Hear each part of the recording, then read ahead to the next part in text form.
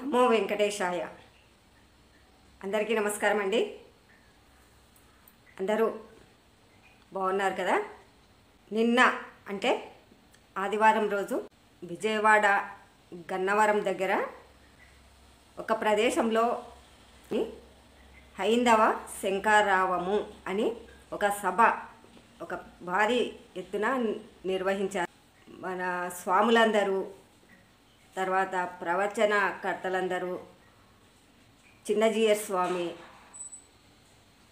ఇలా అందరూ అక్కడ సభకు హాజరయ్యారు.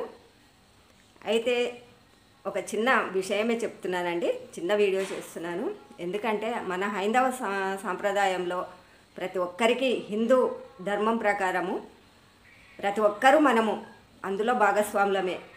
మనము వెళ్ళినా వెళ్ళకపోయినా మనము వీడియోల్లో వస్తుంటే, ఛానల్స్లో వస్తుంటే చూస్తూ ఉంటాము. దానికే మనమే వెళ్ళినట్టుగా మనము ఈ హిందూ ధర్మం ప్రకారం ఒక సభలో పాల్గొన్నట్టుగా మనం కూడా తృప్తి పడ్డాము. అయితే చిన్నజీయర్ స్వామి ఒక మంచి సందేశం ఇచ్చాడండి.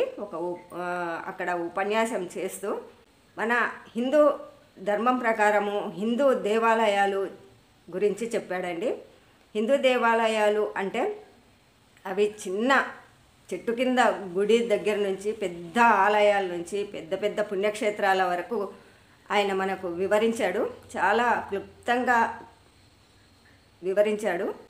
ఆలయాలను మనము ఎంత వృద్ధి చేసుకుంటే, ఎంత మనం ఆ ఆలయాలకు సేవ ఎలా చేసుకోవాలి, బ్రహ్మోత్సవాలప్పుడు కానీ, మామూలు ఉత్సవాలప్పుడు కానీ, దేవాదాయ శాఖ నుంచి, ఆ దేవాలయము పెద్దల దగ్గర నుంచి అక్కడ ఏమేమి పూజలు చేస్తున్నారు, ఎలాంటి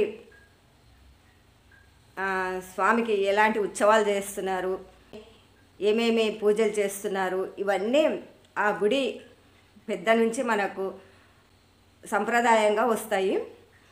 కాబట్టి ఏ గుడి అయినా మనము హిందూ ధర్మం ప్రకారము ఆ గుడిని రక్షించుకునే బాధ్యత హిందువులదేనండి. కాబట్టి నేను స్వామివారి ప్రవచనం విని చెప్తున్నాను.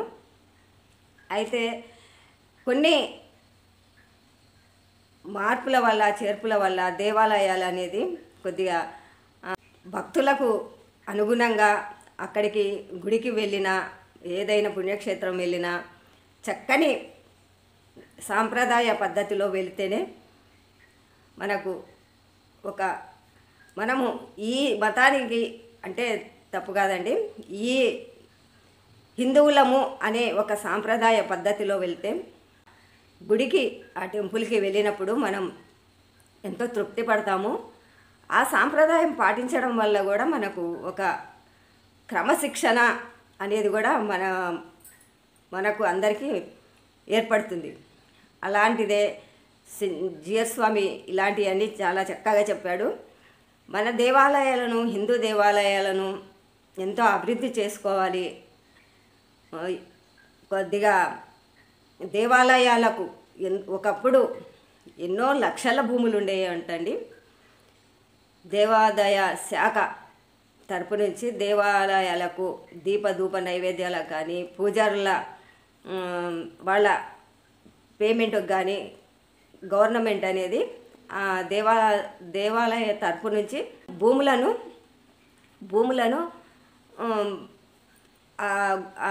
ఆ టెంపుల్కి ఉంచేవి. అయితే కొన్ని లక్షల ఎకరాలు ఉన్నాయంటే అండి భూమి.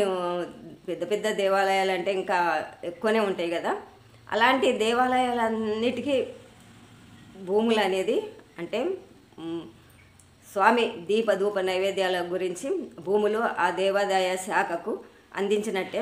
ఇప్పుడు అవన్నీ మనకు జీయర్ స్వామి, మీరు కావలిస్తే వీడియోలు వినండి.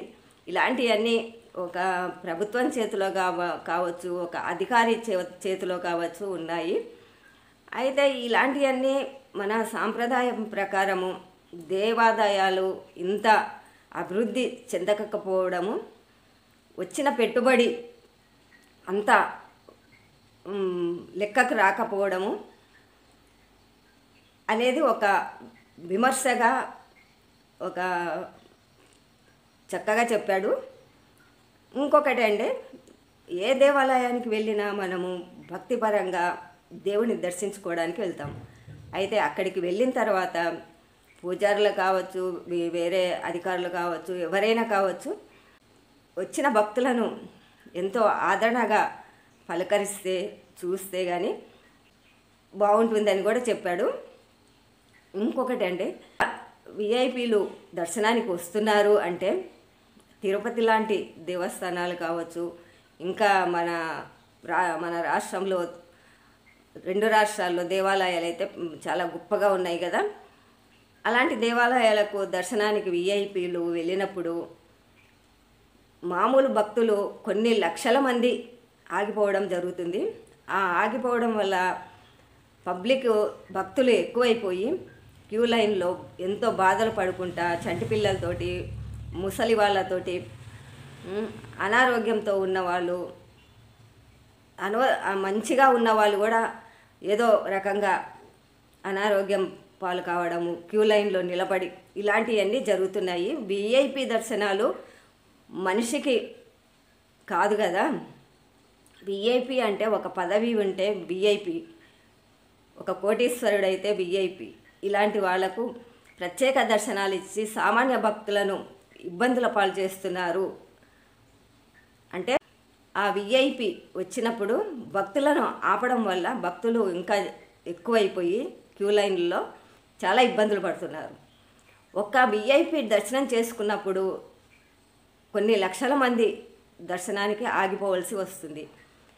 ఆ టైం అంతా ఆ భక్తులతో సమానంగానే విఐపీలను దర్శనానికి పంపించినప్పుడు ఇలాంటి ప్రాబ్లం ఉండదేమో అని కూడా ఆ స్వామి జిఆర్ స్వామి క్లుప్తంగా క్లియర్గా చెప్పాడు. ఇవన్నీ మన ప్రభుత్వం చేతిలో ఉన్నాయా లేకపోతే దేవాదాయ శాఖ అధ్యక్షుల చేతిలో ఉన్నాయా వారికే తెలుసు. ఇవన్నీ వివరంగా చెప్పినందుకు నేను ఒక వీడియో చేస్తున్నాను. చిన్న దేవాలయం నుంచి పెద్ద దేవాలయాల వరకు దేవాలయాలకు వచ్చే ఆదాయంతోనే దేవాలయాన్ని ఇంకా చక్కగా పవర్ఫుల్గా చాలా గొప్పగా తీర్చిదిద్దుకోవచ్చు అని కూడా ఆ స్వామి చెప్పాడు. మన భక్తి మన ముక్తి అనేది మన దగ్గరే, మన హిందువుల సాంప్రదాయం ప్రకారమే. కొన్ని గుళ్ళు డబ్బు సంపాదిస్తున్నాయి అని కూడా చెప్పాడు. అంటే డబ్బు సంపాదిస్తున్నాయి అంటే వేరే వాళ్ళ గుళ్ళు ఫ్రీ దర్శనం ఇస్తున్నాయి అన్నట్టే కదా. డబ్బు సంపాదిస్తున్న గుళ్ళు అంటే స్వామి చెప్పినప్పుడు మనం అర్థం చేసుకోవాలి. స్వామి ఎందుకు చెప్పాడు? మీ దేవుళ్ళు డబ్బు దేవుళ్ళు, మా దేవుళ్ళు ఫ్రీ దేవుళ్ళు, మమ్మల్ని కాపాడే దేవుళ్ళు, మాకు సహాయం చేసే దేవుళ్ళని కొందరు చెప్పుకుంటున్నారు. కాబట్టి మన దేవాలయాలను, మన ఆలయాలను చిన్న గుడైనా పెద్ద గుడైనా అభివృద్ధి చెందుకొని ఆ గుడిని ఎంతో వైభవంగా పవర్ఫుల్గా చేసుకున్నప్పుడే ఆ గుడికి ఉన్న విలువ మన భక్తులకు తెలుస్తుంది అని కూడా చెప్పాడు. ఇవన్నీ మీకు కొద్దిగా తెలియచెప్పాలని మన హిందూ ధర్మం ప్రకారము మన ఆలయాలు, మన గొప్పతనము, హిందువుల గొప్పతనం గురించి వివరంగా చెప్పినందుకు నేను ఈ వీడియో చేస్తున్నానండి. ఈ వీడియో మీకు నచ్చినట్లయితే ఇంకొకరికి షేర్ చేయండి. వీడియోలు చూసేవారైతే మొదటిగా చూసేవారైతే సబ్స్క్రైబ్ చేయండి. లైక్ అయితే ఇవ్వండి. లైక్ ఇవ్వడం వల్ల ఇంకొకరికి చేరువ అవుతుంది, ఇంకొకరికి చెప్పిన విధానం అర్థం చేసుకునే ఛాన్స్ వస్తుంది. ఇదేనండి ఈనాటి వీడియో. మీతో మీ విజయలక్ష్మి.